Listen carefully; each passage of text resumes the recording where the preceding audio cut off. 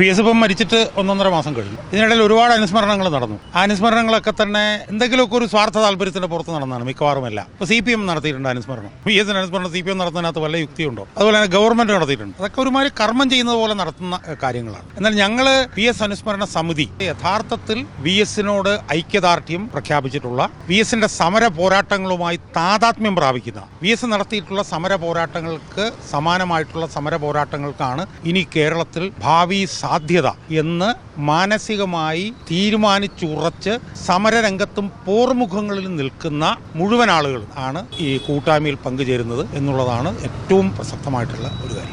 കേരളത്തിലെ രാഷ്ട്രീയം ഇന്ന് കുഴഞ്ഞു മറിഞ്ഞ് എല്ലാം ചെളിക്കുണ്ടിൽ കിടന്ന് അങ്ങോട്ടും ഇങ്ങോട്ടും തമ്മിത്തല്ലുന്നൊരു നിലയിലേക്ക് കേരളത്തിൽ രാഷ്ട്രീയം മാറി. കേരളത്തിന് ചരിത്രത്തിലില്ലാത്ത നിലയിൽ നീചവും നിഷ്ഠൂരമായിട്ടുള്ള പോലീസ് മർദ്ദനം കേരളത്തിൽ നടക്കും. അതിനെതിരായി ഒരാഴ്ചയായിട്ട് കേരളത്തിലെ ഭരണാധികാരി കമാൻഡർഷനും മിണ്ടാത്ത അവസ്ഥ. സ്ത്രീപീഡനവുമായി ബന്ധപ്പെട്ടുകൊണ്ട് UDF ഒരു യുവജന നേതാവിനെതിരെ ആരോപണങ്ങൾ ഉയർന്നു വരുന്നു. ഭരണപക്ഷത്ത് കടകംപള്ളി സുരേന്ദ്രനെതിരെ വരുന്നു, ഗണേഷ് കുമാറിനെതിരെ വരുന്നു. അപ്പൊ എല്ലായിടത്തും BJP ഒരു നേതാവിനെതിരെ വരുന്നു. എല്ലായിടത്തും സ്ത്രീപീഡനങ്ങൾ, അതിഭയങ്കരമായിട്ടുള്ള അഴിമതി. ഊരാളുങ്കൽ ലേബർ കോൺട്രാക്ട് സൊസൈറ്റി ഗവൺമെന്റിന്റെ കയ്യിൽ നിന്ന് 9 കോടി രൂപ മേടിച്ചിട്ട് 6 വർഷമായിട്ട് കയ്യിൽ വെച്ചുകൊണ്ടിരിക്കുന്നു. ഒരു കണക്കിന് കൊടുക്കുന്നില്ല. അപ്പൊ ഈ നിലയിൽ അനീതി കൊടികുത്തി വാഴുകയാണ് കേരളത്തിൽ. ഈ അനീതിക്കെതിരായിട്ട് പോരാടാനായിട്ട് ഇവിടുത്തെ രാഷ്ട്രീയ സംവിധാനങ്ങൾക്ക് കഴിയുന്നതേയില്ല.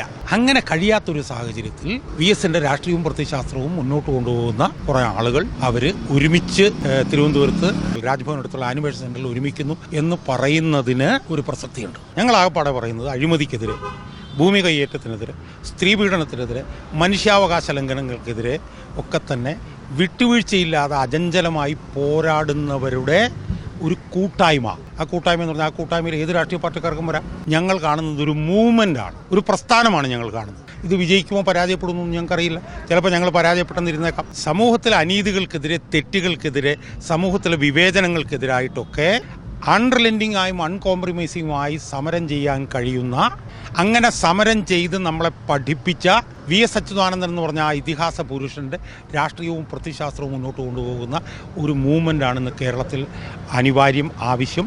അതിന് തുടക്കമാണ് കുറിക്കപ്പെടുന്നത്. അതുകൊണ്ട് കേരളത്തിലെ ജനങ്ങളെ സംബന്ധിച്ചിടത്തോളം അവർക്ക് ഏറ്റവും വലിയ ഒരു അവസരമാണ്, അവരുടെ കയ്യിലുള്ള ഒരു ആയുധമാണ് ഈ കൂട്ടായ്മ.